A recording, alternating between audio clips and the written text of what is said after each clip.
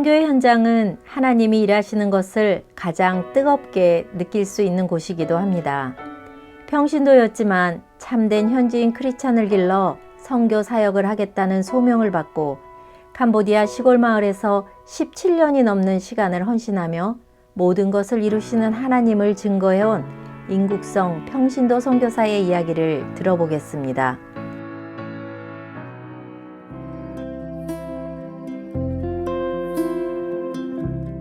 앙코르와트라는 찬란한 문화유산과 킬링필드의 아픈 역사를 가진 나라 캄보디아. 전 국민의 95% 이상이 불교를 믿으며 하나님을 알지 못하는 나라입니다. 인국성 선교사가 캄보디아에 오게 된 것도 하나님의 뜻이 있어서일 텐데요.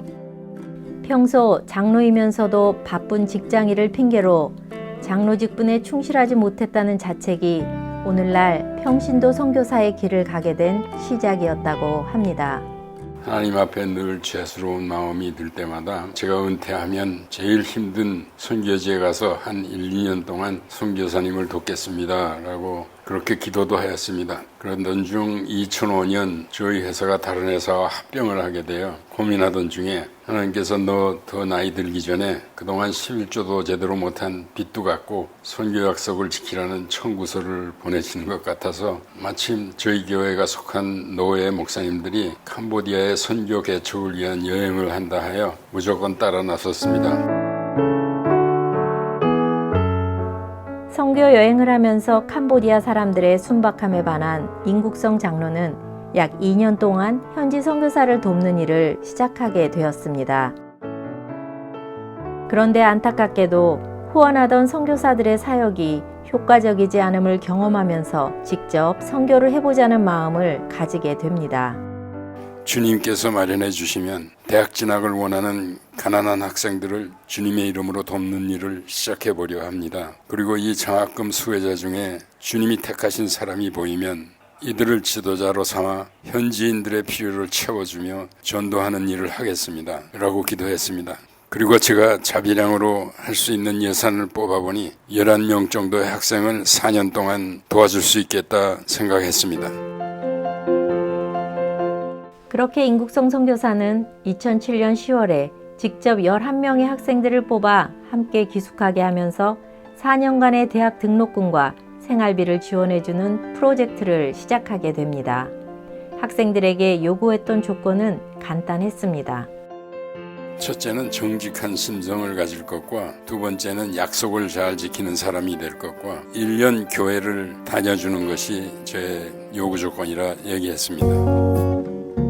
훗날 캄보디아를 이끌 크리스찬 지도자로 성장하길 바라며 학생들을 지원하기 시작한 사역은 생각보다 훨씬 빨리 열매를 맺기 시작합니다. 전혀 하나님을 알지 못했던 학생들이 교회를 다니면서 변화되기 시작했습니다. 채 1년이 되지 않아 11명의 학생들 중 9명이 세례를 받게 되었고 그 중에 둘, 짜리아와 소케아가 또 특별히 지도자로서의 면모를 보였습니다. 자기네들도 직접 전도 사역을 하겠다고 짜리아의 고향이기도 한 깜뽕지암에 대지를 마련하고 마침내 2008년 12월에 첫 주일학교가 원두막에서 시작되었습니다.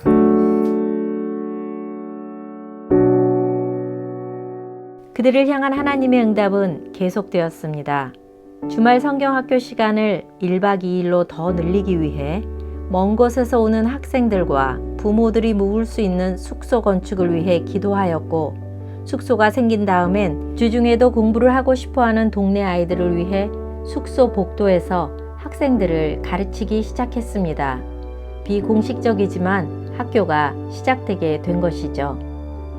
정식 초등학교 인증을 받기 위해서는 최소 서너 개의 교실이 있어야 되기 때문에 이를 위해서 기도하기 시작했는데 하나님은 필요를 아시고 한국의 한 교회를 통해 교실 2개가 갖추어진 멋진 건물을 지어주시게 됩니다. 마침내 2010년 5월 정식 초등학교 허가를 받게 되는 기적과 같은 일이 벌어졌습니다. 하나님의 일을 할 신실한 사람만 준비되면 필요한 도구들은 생각지도 못한 누구를 통하여서라도 하나님께서 기필코 이루어내신다는 것을 온몸으로 채워온 시간들이었습니다. 그러므로 사람을 양육하는 그 사역이 얼마나 또 중요한지를 다시 한 번 더 느끼게 하였습니다. 처음 2년간은 무료로 학교를 운영하였습니다. 하지만 파송해준 교회도 없는 자비량 선교사이다 보니 재정에 한계가 있었고 또한 선교사님의 나이가 있어서 이 사역이 계속되기 위해서는 학교가 자립할 수 있는 능력이 꼭 필요했습니다. 한 가족의 도움으로 양계장을 시작하게 되었고 최대 1200마리의 닭을 키워보기도 했지만 5개월 동안 수입은 $100가 안 되는 처참한 상황이 발생합니다. 그런데 하나님은 전혀 다른 방법으로 자립을 준비해 두시고 계셨습니다. 캄보디아의 경제 개방으로 외국 자본들이 고무농장에 투입되면서 이곳 주민들의 소득이 갑자기 늘어나서 학비를 낼 수 있게 됐습니다. 2007년부터 4년간 대학생활 지원을 했던 11명 중 2명이었던 짜리아와 소케아 두 학생은 사명감으로 가득 찬 지도자로 성장했습니다. 성경 공부와 설교를 통해 아이들에게 하나님을 경험하게 합니다. 단순히 성경 지식을 전하는 사람이 아니라 그동안 하나님의 약속이 성취되어 왔던 과정을 체험한 목격자로서의 간절함과 절실함이 전달됩니다. 특별히 아이들을 사랑하는 마음이 너무나 많아서 우리 초등학교 아이들까지도 주일학교 학생들처럼 이렇게 안아주고 이렇게 사랑해주니까 우리 레귤러 초등학교 학생들도 너무나 좋아합니다. 원드막 주일학교로부터 시작된 교회는 어린이들과 청소년 위주로 운영되고 있습니다. 학교의 토탈 그로스 인컴의 10%는 이 교회의 11조로 바쳐져서 교회 운영을 도와주고 또한 지역사회를 위한 활동들도 열심입니다.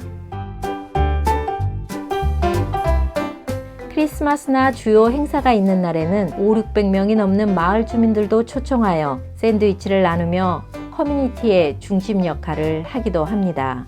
또 우리 청소년들이 우리 주일학교 학생들을 가르치기도 하고 이렇게 서로 간에 그 한 가족됨을 느끼게 하는 그런 프로그램도 있습니다. 인국성 선교사가 꿈꾸었던 선교 사역은 남들과 달랐습니다. 하나님을 섬기는 일꾼들을 키워내는 사역에 집중했습니다. 그렇게 키워진 일꾼들이 보여주는 성취는 놀라웠습니다. 청소년들이 스스로 찬양팀을 조직하고 더 어린 아이들을 가르치는 모습 또한 대견합니다. 나날이 강해지는 아이들의 믿음과 전도 활동 속에서 하나님은 모든 것을 이루어내시는 모습을 보여주셨습니다. 우리 생각에 불가능해 보이는 일도 오직 하나님이 이루실 것을 믿고 성실히 사역에 임하고 기도하면 하나님의 때에 꼭 이루어 주심을 믿습니다. 지난 2년간 코로나 사태로 학교가 열지 못했음에도 불구하고 많은 성도들의 사랑 어린 후원으로 학교는 잘 버틸 수 있었고 이제 다시 열린 학교에는 학생들의 밝은 얼굴이 가득 차 있습니다. 인국성 선교사는 초등학교 다음 프로젝트를 준비하고 있습니다.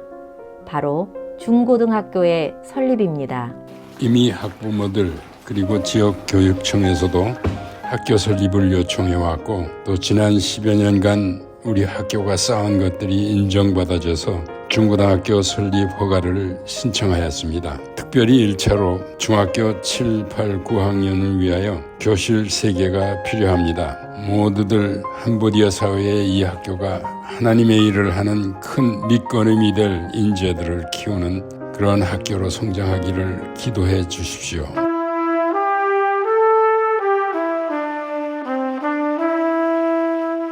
하나님의 손길 아래에서는 이루어지지 않는 일이 없습니다. 때론 시간이 걸려도 비록 너무 오래 걸려서 우리 세대에 이루어지지 않는다고 해도 하나님은 언젠가 당신의 나라를 세우시고 당신의 뜻을 펼치실 것입니다. 오늘 우리가 쏟는 땀방울이, 우리가 올리는 기도 한마디가, 하나님의 나라로 보내는 조그만 우리의 헌금이 언젠가 이루어질 하나님 나라의 울타리 한 조각이 되길 소망합니다. 하나님, 사랑합니다.